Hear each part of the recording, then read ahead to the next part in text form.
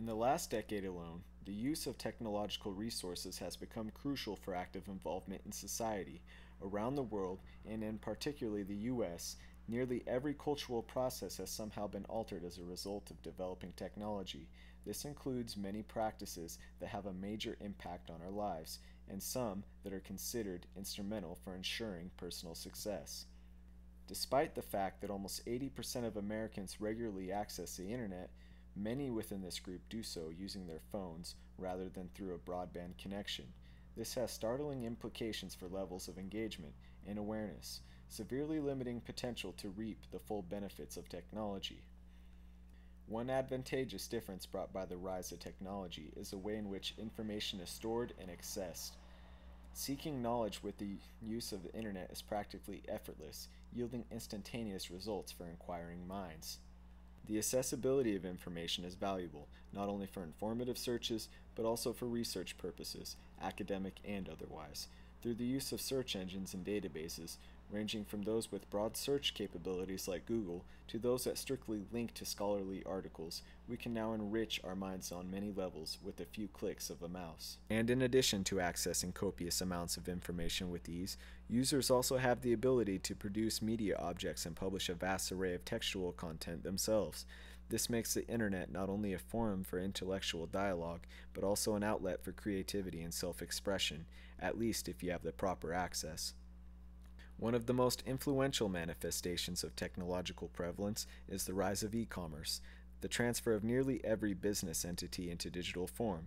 Many business relationships are now formed strictly through internet transactions, with consumers able to browse virtually any product or service imaginable.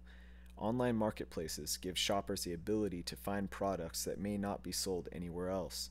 This makes shopping online one of the most rapidly growing developments brought by technology, moving away from physical spaces and into the digital realm.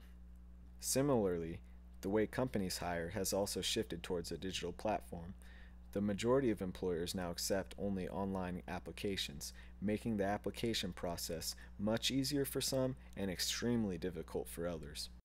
In the US, while the percentage of the population that accesses the internet is the highest in the world, the way in which they do so is indicative of their success.